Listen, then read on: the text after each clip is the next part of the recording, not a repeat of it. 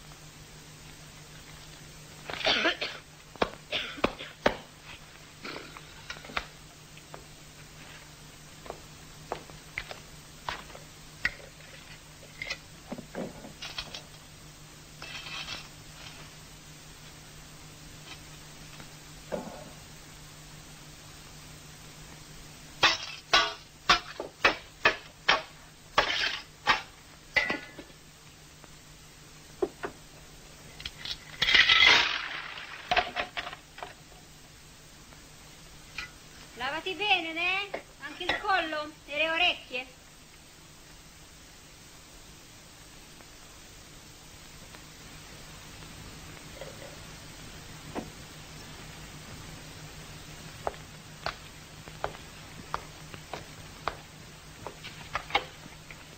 Dai, marmotta, forza con quella ventola che bisogna scaldarsi il latte. E il carbone non ho ancora preso. Perché è bagnato, con tutto l'umido che c'è in questa casa. È quel bastardo del carbonaio che ci piscia sopra. Parla pulito, spurcacciun.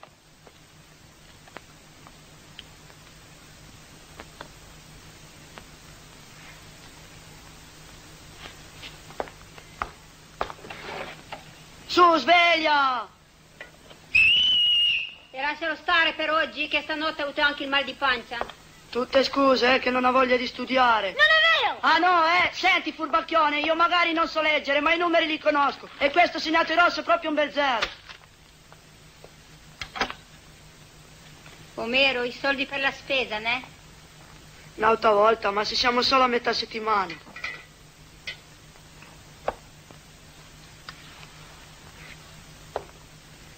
Guarda che sono gli ultimi, regolati. Sì, regolati. Fai presto tu. Devi mangiare.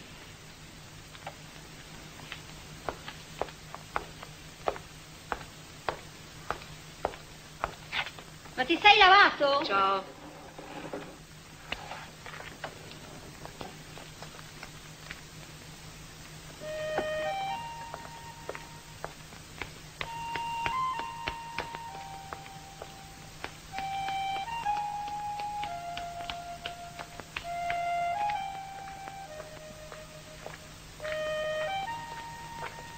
Buongiorno. Ciao. Ciao, Grizza.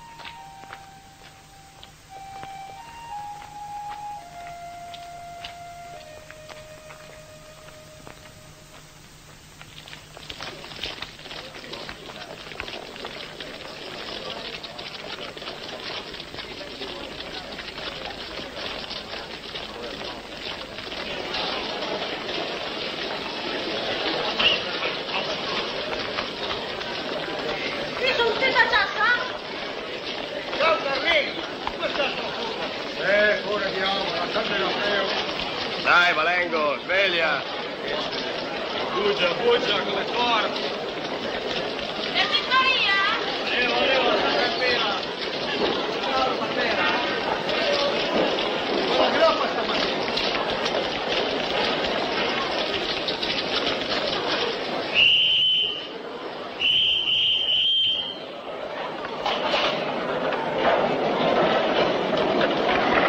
Senti un po' che un blu! Cos'è? No, lento!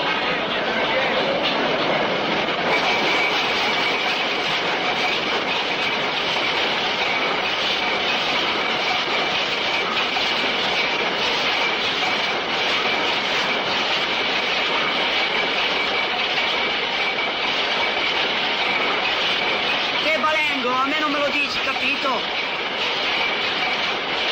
E invece io ti dico tutto quello che mi pare, almeno finché non diventi più grosso di me.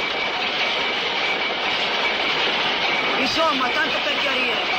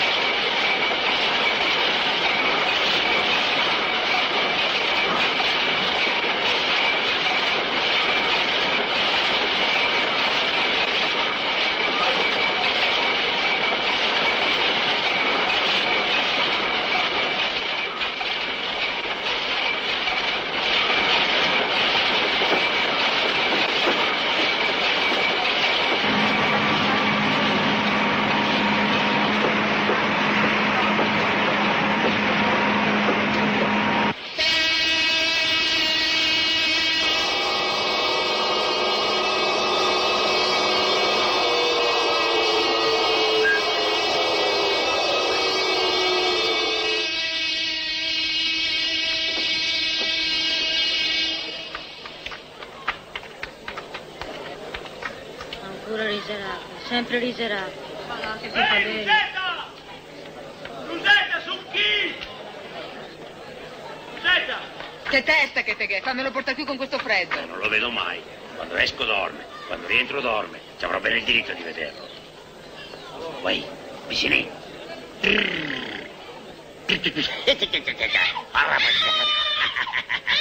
guarda tuo papà. Vai. Guarda lì. Non mi conosce neanche.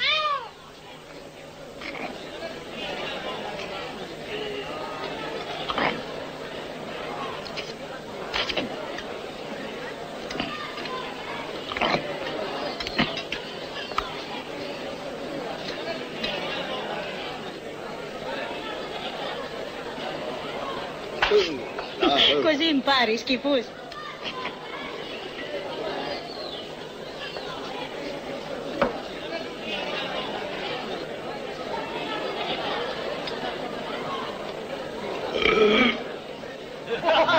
Tipo fine, eh?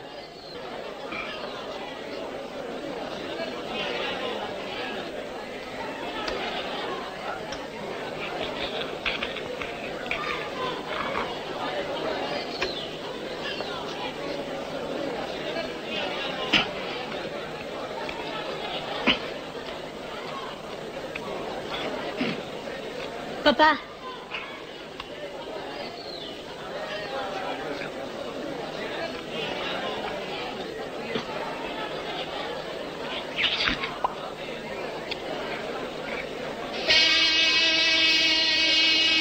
Ma neanche il tempo di mangiare, poi a Faust. Dai, Fautasso, dai, che sei sempre l'ultimo. Ehi, Negus, hai fatto il tempo te? Urca, sti cannibali, butto giù tutto senza neanche masticare. Forza, forza, muoversi. Andiamo ai posti, su. Lottare. Avanti, su. E forza. Cantasi più su galera. Andiamo, porta via.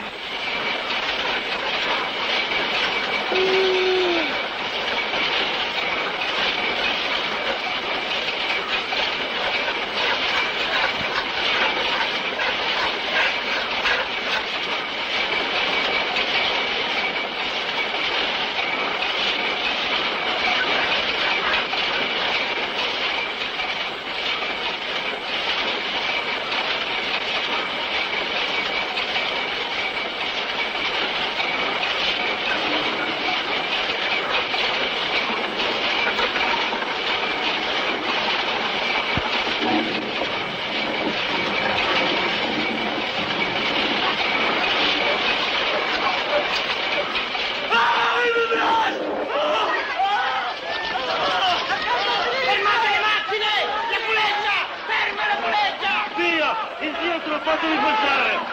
Via!